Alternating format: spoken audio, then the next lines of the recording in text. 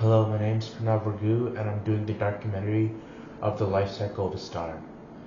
In stage 1, this is where the dark dust cloud is. It's basically a big clump of gas and dust, just a ton of particles floating together in a clump. It is around 100,000 times the size of our solar system, which is kind of a lot. And what is holding this dark dust cloud together is gravity. It is waiting from one of the four shock waves, either from a hydrogen-rich supernova, which is type 2, a death of an old star, a interaction between a galaxy, or spiral arms. Once a shockwave from one of these four happens, it will proceed to stage 2, which is the collapsing of the dark dust cloud. This is when the dark dust cloud starts to fragment and collapse onto itself, and temperature starts to increase from 10 Kelvin to 100 Kelvin. After the dark dust cloud is done collapsing, we'll go on to stage 3, which is the protostar. This means that if the dark dust cloud had the right amount of particles, which is 10 to the 57th, it will become a protostar. And this means it's going up the HR diagram closer to the red giants. And this means the inner temperature of this protostar goes from 100 Kelvin to 10,000 Kelvin. In stage 4, this is where a good thing happens, where planetary formation starts to happen. The disk around the protostar starts to condense into planets, and this phase unfortunately ends during the T-Tauri phase, which is stage 5. The T-Tauri phase is when the solar winds from these protostars start to destroy and push away any hydrogen, helium, those kind of elements away from the center and destroying any formation from happening.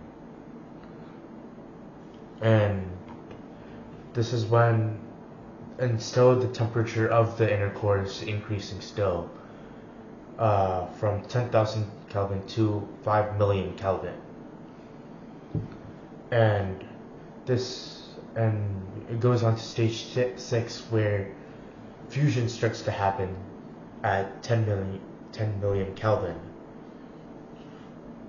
And but this doesn't mean this means it starts to become a star. It hasn't become a fully fledged star yet because it hasn't reached hydrostatic equilibrium, which obviously is in stage 7. Once we reach stage 7,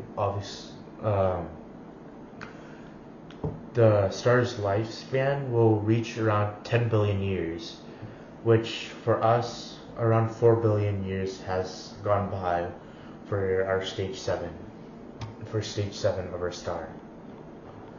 Once all the hydrogen inside the core has fully been depleted, what will start ending up happening is the hydrogen core will instantly become a helium core, and hydrogen fusion will be moved to the outer part of the sun, the outer core of the sun, and hydrogen fusion starts happening there.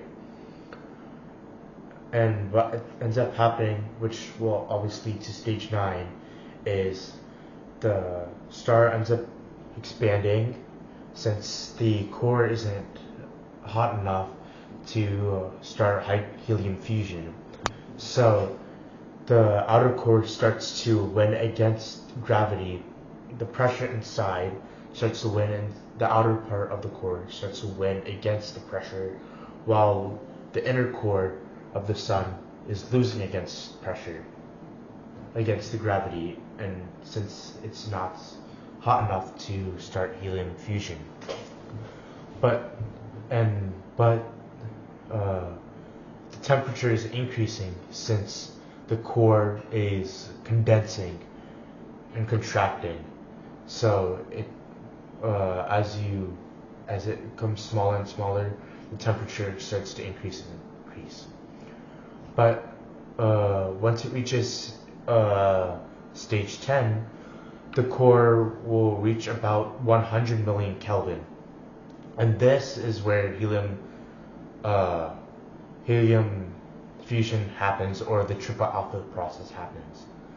Once this starts, the pressure inside the inner core starts to win against the gravity. And back to stage 9, our sun is basically a big red giant. So from stage 9 to stage 11, we are basically a big red giant who is trying to make new elements in our core. Once our helium core is done, it will make a carbon core. And this carbon core, unfortunately for our sun, is not going to ever reach the required temperature to start carbon fusion. So what ends up happening is in stage 11, the outer parts of the sun, the outer cores of the sun, disperse, like leave the sun, which ends up leaving a white dwarf in stage 13. This white dwarf can't do any hydrogen fusion or helium fusion because it's not hot as before, but it is as dense as a regular star. This white dwarf still has hydrogen, helium, carbon though, but it can't fuse it. But over time, what will end up happening is it will cool down until it reaches a black dwarf, which is stage 14.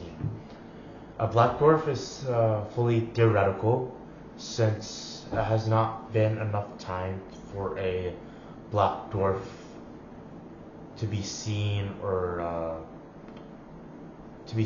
created. So, well, that's it. Thanks.